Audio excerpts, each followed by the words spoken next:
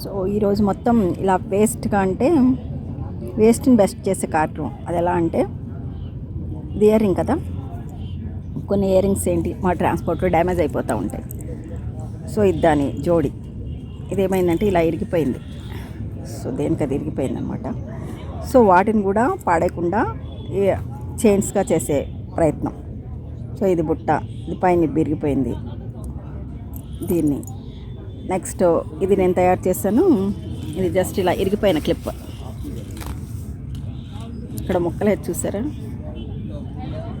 ముక్కలేదు చూసారా, ఆ ముక్కని ఎల్లో కలర్ పీస్ ఇది, దాన్ని కూడా ఇలా చైన్లా తయారు చేశాను అనమాట.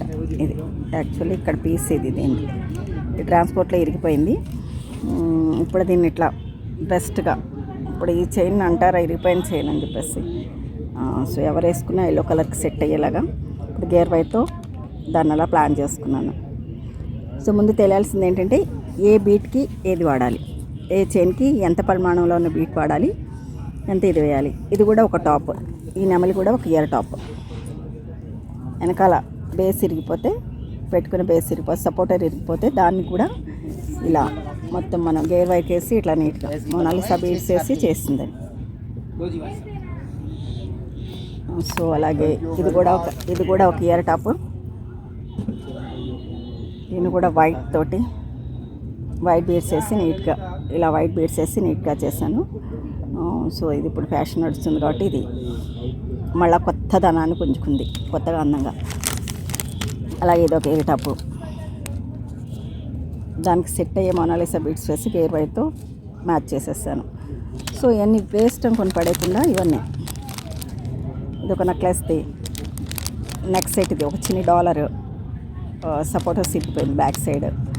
సో దాన్ని కూడా ఇలాగా, దానికి ఏ మ్యాచింగ్ వేయాలనేది ఫస్ట్ తెలుసుంటే మరో విధంగా అందంగా రూపాంతరం చెందుతాయి.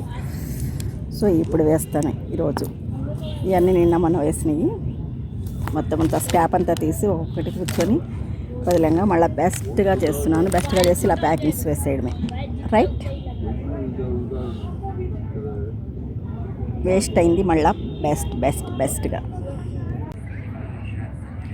రైట్, ఈ బుట్టలో వైట్ ఉంది కాబట్టి వైట్ బీటు, నేను వైట్ బీట్సే వాడాను, పర్ల్సే వాడాను మొత్తం. సో ఈ పర్ల్స్ దేని మీద కన్నా మ్యాచ్ అయితే nice look. Next ear top, ఇరిగిపోయిన ఇయర్ టాప్లో మల్టీ షేడ్స్ ఉన్నాయి కాబట్టి 3 పూసల్ని నేను మల్టీలో వాడాను. సో ఇది ఎవరికైనా మ్యాచ్ అయ్యింది. ఇలా కొంచెం కొత్తదనంగా ఆలోచిస్తే ప్రతిదీ కొత్తగా బయటకు వస్తూ ఉంటుంది, ఏ ఐటెంలో అన్నా, మనం ఏ తయారీలో అన్నా. సో ఆర్టిజన్స్ ట్రై చేయండి మీరు కూడా. రైట్, కళాకారులు అంటేనే ఎప్పుడు ఇది రాదు, ఇది పనికి రాదు అనే మాట మన నోటి నుంచి రాకూడదు. ఎప్పుడైనా సరే, ఏదైనా సరే, ఎంత వేస్ట్ మనం బెస్ట్గా, కళ లేని దానికి కూడా కళ తెప్పించగలిగేదే కళాకారుల పని. సో అలా చేసే ప్రయత్నం ఇదంతా. ఫర్ ఎగ్జాంపుల్ చూడండి, చెక్క పని వాళ్ళు ఉంటారు. చెక్క పని వాడు ఎప్పుడు కూడా ఇది కాదు నాకు చేయలేను అండి, చిన్న ముక్కను కూడా తీసుకొని దాంట్లో నుంచి చిన్న ప్రతిమ, చిన్న గణేష్ బొమ్మన చేయడానికి ట్రై చేస్తూ ఉంటారు. అలాగే జ్యువెలరీ వాళ్ళు కూడా, మన దగ్గర ఎంతో స్క్రాప్ ఉంటుంది, సంవత్సరం మొత్తం మన దగ్గర స్క్రాప్ ఉంటూనే ఉంటుంది. ఆ స్క్రాప్ అంతా మనం ముందు పెట్టుకొని ఒక్కసారి ప్రయత్నించండి.